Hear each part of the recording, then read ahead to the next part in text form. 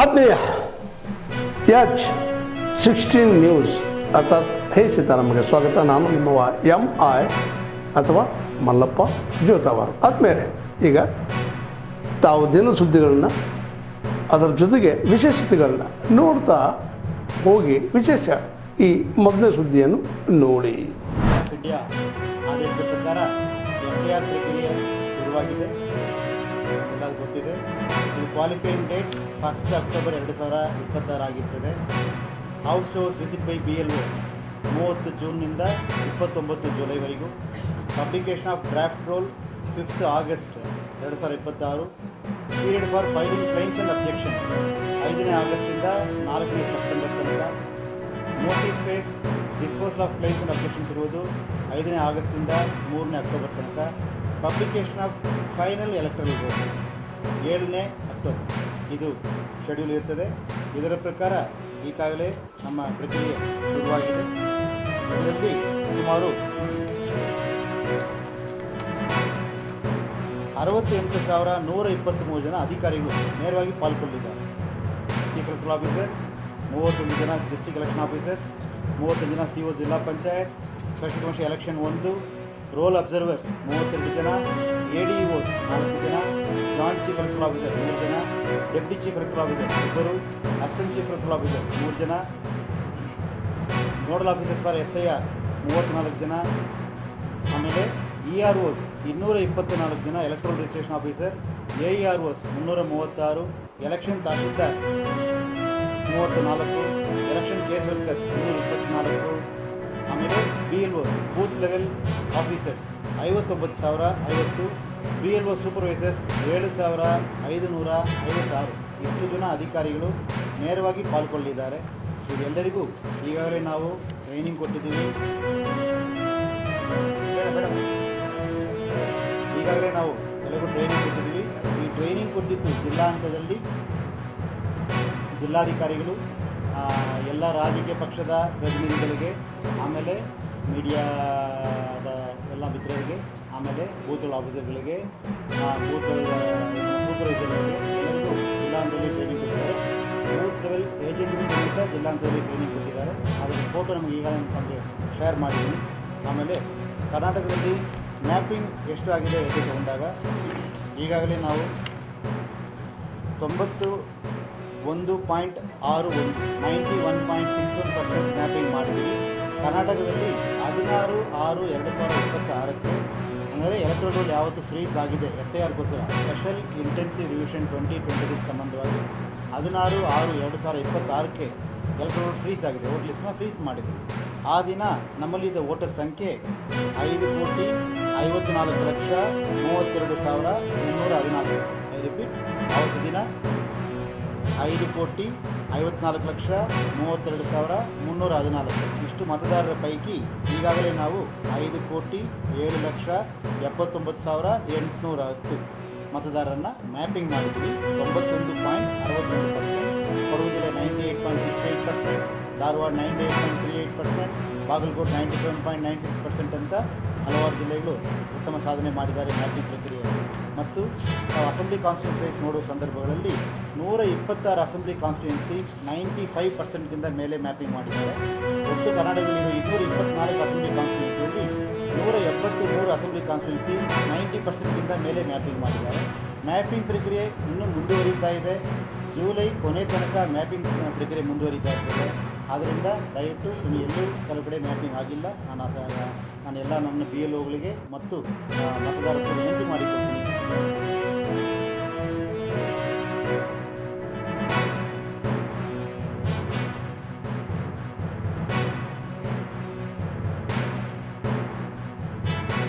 $1,15,112 booth ಏಜೆಂಟ್ಸನ್ನು appoint ಮಾಡಿದ್ದಾರೆ. ನಾನು ಈ ಸಂದರ್ಭದಲ್ಲಿ ಎಲ್ಲ ಪೊಲಿಟಿಕಲ್ ಪಾರ್ಟಿಯ ಧನ್ಯವಾದ. ಅದರಲ್ಲಿ ಇಂಡಿಯನ್ ನ್ಯಾಷನಲ್ ಕಾಂಗ್ರೆಸ್ ವತಿಯಿಂದ 52,419, ಭಾರತೀಯ ಜನತಾ ಪಾರ್ಟಿ ವತಿಯಿಂದ 48,614, ಜನತಾದಳ ಪಕ್ಷದಿಂದ 14,020, AAP ಪಕ್ಷದಿಂದ 18, BSP ಪಕ್ಷದಿಂದ 36, CPIMಯಿಂದ 5 ಜನ, ಒಟ್ಟು 1,15,112 ಜನ ಅಪಾಯಿಂಟ್ ಮಾಡಿದ್ದಾರೆ.